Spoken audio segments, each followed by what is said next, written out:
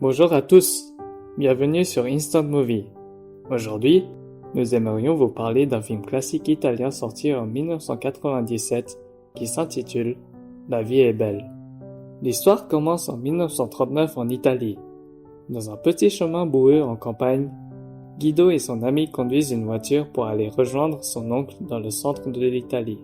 Mais quand ils se rapprochent de leur destination, la voiture tombe en panne. Alors que son ami répare la voiture, Guido aperçoit une fille et lui adresse un salut cordial. Il prétend être un prince qui a rendez-vous avec une princesse. Après avoir dit cela, comme par hasard, il voit une femme qui est sur le point de tomber d'une maison. Alors il court pour aller la rattraper. Leurs regards se croisent et Guido lui dit en souriant « Bonjour princesse ». Elle s'appelle Dora. Elle voulait brûler la ruche dans la maison pour éviter que les guêpes ne continuent à ennuyer les voisins. Mais elle s'est fait piquer. Guido l'écoute et tout de suite, aimablement, aide Dora à enlever le venin de guêpe.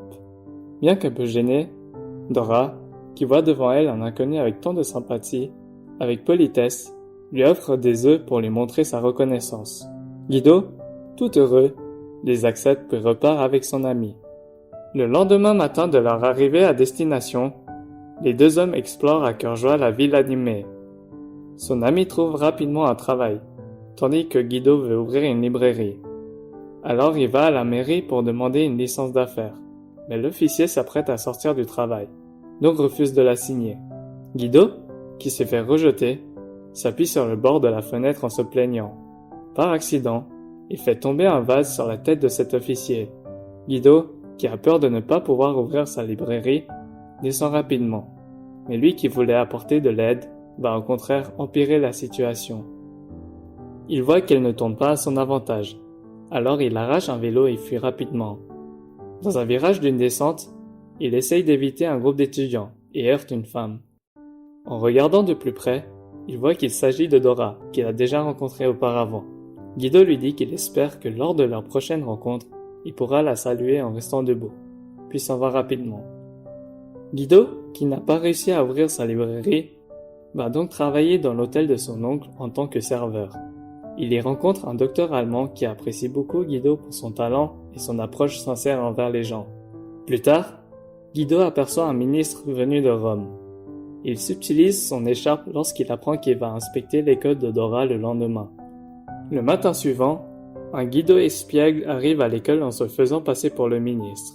Il voit le visage surpris de Dora. Plein de joie, il s'approche d'elle et lui dit « Bonjour princesse ». Après une brève conversation, il apprend qu'elle va regarder une pièce de théâtre le dimanche prochain et s'apprête à partir. Mais la directrice de l'école l'arrête et lui demande de parler aux élèves du manifeste sur la race. Guido est un peu gêné pour refuser, mais il n'est pas craintif. Il saute directement sur la table et se félicite de la tête aux pieds d'être juif et fait une satire du racisme. Peu de temps après, le vrai ministre arrive. Guido, qui se sent coupable, n'a même pas le temps de remettre son pantalon avant de fuir l'école. Il est un peu désordonné, mais sa personnalité ouverte apporte toujours de la joie aux nombreuses personnes qui l'entourent. Le dimanche, Guido arrive au théâtre. Alors que tout le monde regarde le spectacle avec attention, lui regarde Dora avec beaucoup d'affection tout au long de la pièce. À la moitié du spectacle, il ne résiste pas à l'envie de tester le pouvoir de la volonté que son ami lui a appris. Il commence à penser de toutes ses forces « Regarde-moi, ma princesse ». L'amour est parfois si merveilleux qu'il pousse les gens à faire tout ce qui est nécessaire pour attirer l'attention de l'autre, ne serait-ce que pour un regard. On ne sait pas quand, mais Dora est déjà devenue la flamme de la vie de Guido. Il est tellement attiré par cette femme qu'il ne pouvait pas s'empêcher de se rapprocher d'elle. Après la représentation, puisque la voiture de son ami est identique à celle de l'officier, Guido profite de son absence pour aller récupérer Dora. Celle-ci monte dans la voiture et se plaint envers l'officier. Et quand elle aperçoit Guido, elle pousse un cri. Guido, cependant, reste au calme et lui dit « Bonjour ma princesse ». Il lui dit comment il se sent heureux lors de chacune de leurs rencontres. Lentement, un sourire se dessine sur le visage de Dora.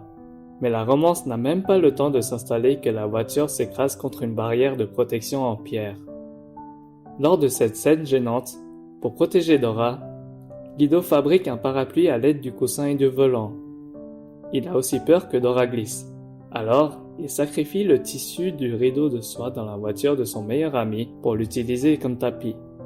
Ainsi, les deux tourtereaux se promènent sous la pluie. Ils marchent jusque devant chez Dora. La pluie s'arrête et Guido en profite pour trouver le courage d'avouer son amour pour Dora. Bien que sincère, les mots exagérés de Guido la laissent stupéfaite. Même s'il n'a pas reçu de réponse, Guido s'incline pour saluer sa princesse tel un gentleman et repart, le cœur léger, en fredonnant une chanson. Un peu plus tard, la maman de Dora l'oblige à participer à des fiançailles, qui se trouvent, justement, dans l'hôtel où Guido travaille. Quand l'officier annonce son mariage avec Dora, Guido l'entend, et est si troublé qu'il s'effondre sur le canapé. Son oncle et son ami voient que quelque chose ne va pas, et lui viennent en aide. Guido affirme que tout va bien, garde un visage calme en débarrassant l'assiette, sans s'apercevoir qu'il a même débarrassé le chien. Guido, encore lui, percute accidentellement quelqu'un, mais cette fois Dora l'aperçoit et se glisse en cachette sous la table. Elle s'approche de lui et l'embrasse. Elle espère qu'il peut l'amener autre part, car elle sait qu'elle ne peut être heureuse qu'avec lui, le drôle et optimiste Guido.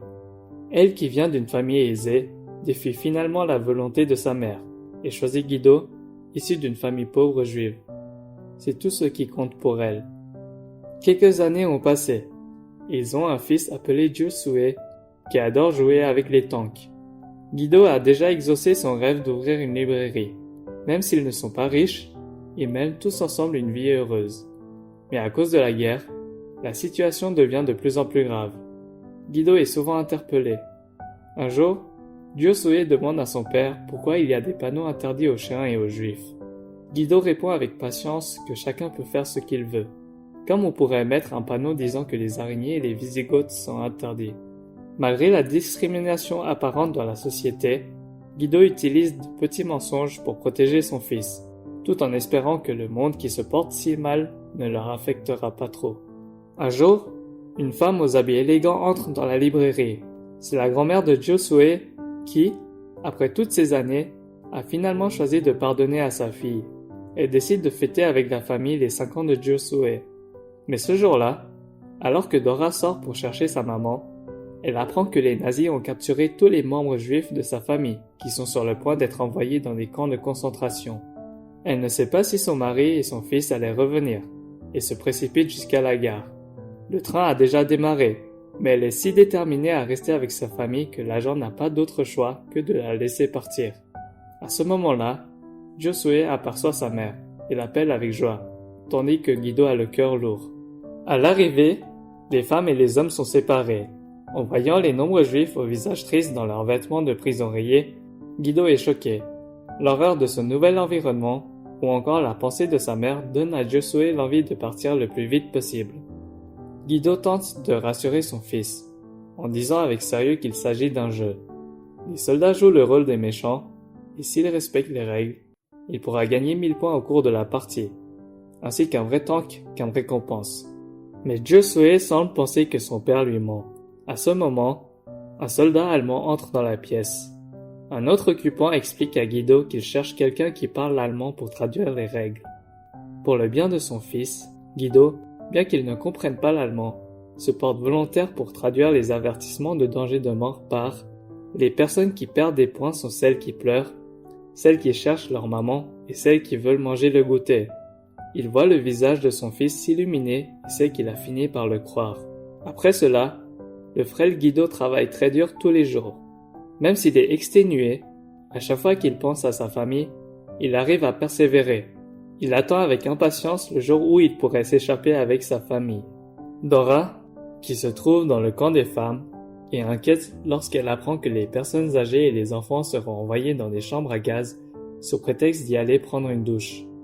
Elle ne peut rien faire d'autre que d'espérer qu'elle n'y trouvera pas les vêtements de Josué. Heureusement, Josué, qui déteste le bain depuis qu'il est enfant, a pu s'éclipser au moment où tout le monde allait prendre un bain. Guido, qui ne connaissait pas le danger, lui a dit d'aller à la douche avec les autres. Mais comme Josué n'était pas d'accord, il a dû lui ordonner de se cacher et de ne laisser personne le trouver. Puis, Avec l'aide de son père et de ses amis, Josué commence sa vie clandestine.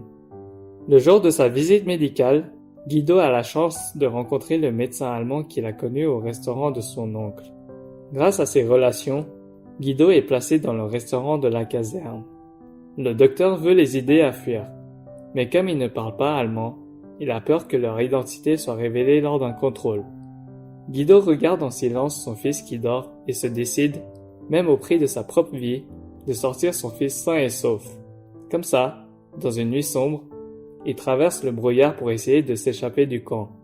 Il porte Josué, qui dormait encore, jusqu'aux limites du camp, mais lorsqu'il aperçoit la montagne de cadavres qui se dresse devant lui, il craint de ne pas pouvoir s'échapper et de compromettre son fils, et choisit d'attendre un moment plus propice. Une nuit, Guido voit les nazis paniquer. Il vient d'apprendre par son ami que la guerre est finie et les nazis veulent se débarrasser de tout avant d'évacuer, et aussi de ces camions qui sortent des camps de concentration pour femmes, qui prenaient des gens par camion entier et revenaient vides. Pour la sécurité de sa femme et de son fils, Guido décide de saisir l'occasion pour s'échapper. D'abord, il cache Josué dans une boîte de lettres en métal et lui dit que la fin du jeu approche, et qu'ils sont en tête du classement. Tout le monde le cherche, mais s'ils ne le trouvent pas avant demain matin, ils auront gagné. Puis il ajoute que si on vient le chercher tard dans la soirée, il devra rester caché, par sécurité. Alors que Guido installe son fils, il se fait passer pour une femme, et court immédiatement vers le camp des femmes pour trouver Dora, en vain. Alors, il crie en suivant un camion qui transporte les femmes, pour qu'elles sautent du camion dès qu'elles sortent du camp. Malheureusement, Guido est découvert par les soldats allemands et est escorté jusque devant la boîte où son fils se cache. Guido fait délibérément un clin d'œil pour montrer que le jeu est toujours en cours. Josué rit à voix basse dans la boîte métallique, sans savoir que c'est le dernier moment de joie que son père peut lui apporter, car dans un coin, Guido est brutalement tué par un peloton d'exécution. Le lendemain matin, les Juifs qui s'étaient cachés dans tous les coins sont sortis. Josué, un peu désorienté, se retrouve également au centre de la place lorsqu'un tank se dirige vers lui. Ses yeux s'écarquillent de surprise, et dans les bras du soldat américain, il peut enfin exaucer son rêve de monter dans un vrai tank. Il sort du camp et a la chance de retrouver sa maman. Il est impatient de descendre du véhicule et de courir vers elle. Contrairement aux autres personnes, grâce à la protection de son père, il n'y avait aucune trace de peur sur le visage de Josué, mais seulement une innocence et une joie enfantine infinie. Josué, fou de joie, crie à sa maman « Ils ont gagné !» La vie est belle, film sorti en 1997, a été nommé pour l'Oscar du meilleur film en langue étrangère, un César, et le Grand Prix du jury du Festival de Cannes. Le nom La vie est belle a été choisi par le protagoniste et réalisateur lui-même, Roberto Benigni, afin d'illustrer aux personnes la détermination à ne pas abandonner la quête du bonheur, même dans un monde difficile. C'est un film plein d'amour, de chaleur, d'optimisme et de courage. À travers Guido qui possède un rêve, rencontre la femme qu'il aime et parvient à se marier et à avoir un fils adorable, le film nous montre une expérience de vie précieuse. Bien que fusillé par les Allemands, il réussit à faire vivre son fils dans un conte de fées, en évitant l'horreur à son fils. Lorsque chaque seconde de la vie est vécue avec soin, même si elle est courte, elle est pleine de sens. La vidéo se termine ici. Si vous l'avez aimé, vous pouvez vous abonner, activer les notifications et laisser un like. À bientôt dans une prochaine vidéo.